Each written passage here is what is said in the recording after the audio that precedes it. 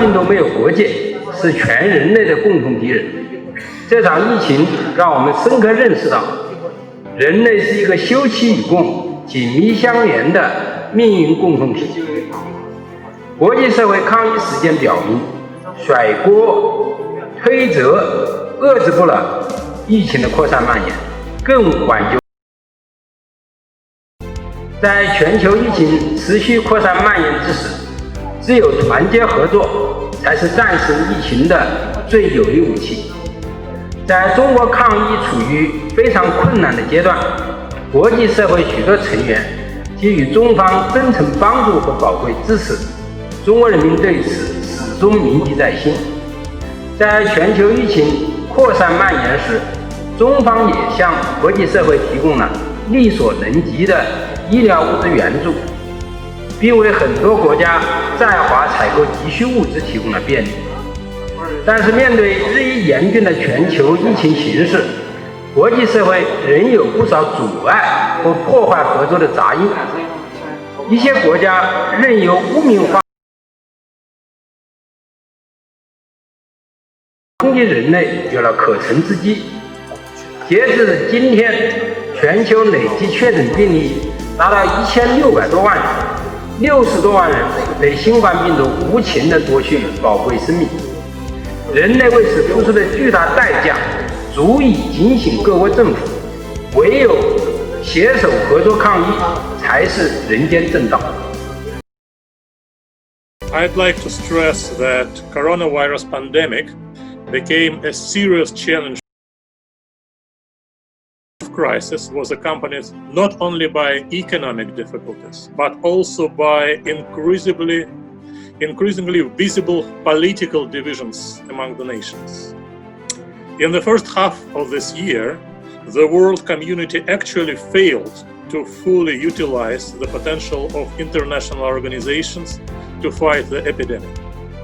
The attack on WHO by the leading power and its withdrawal from the organization has demonstrated the lack of readiness for coordinated joint action. Politicized arguments about so-called China's responsibility for the pandemic, the desire to use the incitement of international rivalry to distract the attention of the domestic population from own problems, actually de facto excluded the United States from the ranks of constructive participants in the joint fight against the pandemic. The coronavirus pandemic and the global economic downturn have reminded the world about the need to reform and to improve global governance mechanisms. The problem is that the searches for coordinated steps in this direction remains slow. The lack of mutual trust between leading countries reduces the chances of a scenario in which developed countries will provide large-scale assistance to developing countries by sending them sufficient quantities of the vaccine.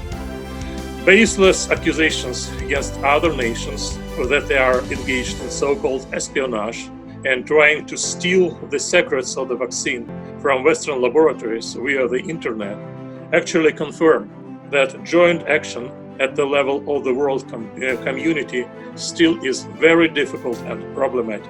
On the first place, we have the task of restoring trust among the nation states. There is, however, a very deep understanding across very important platforms that transnational problems like the pandemic requires transnational solutions, and global governance must be reinvigorated to deal with the tensions between isolationism versus internationalism, realism versus idealism, competition versus interdependence, and so on and so forth. It has called for massive global support for the most vulnerable people and countries, and it called for a rescue package amounting to at least 10% of the global economy. So how do we fare vis-a-vis that? First of all, I must say that the positive thing that's happened is the investments that have been raised, the funding that has been raised for global through the Global Vaccine Summit. The biggest job generation opportunity comes from infrastructure, and one would have liked to see infrastructure finance coming forth with the support of G20 advocacy, but mostly harnessing the private sector to get the institutional investors coming into this rope of the international cooperation. Its success on top of well-functioned administrative machinery is attributable to Chinese people's sense of social responsibility and discipline. The economy bounced back from a growth rate of -6.8% in the first quarter and grew by 3.2% in the second quarter. Barring a resurge of COVID-19, China's V-shaped recovery will continue. The IMF forecasts that China will be the only major economy to grow at a positive rate in 2020, and it also forecasts that China's growth rate will be 8.2% in 2021. Perhaps this forecast is too high, but to achieve a growth rate something like 6% for next year is not a big deal.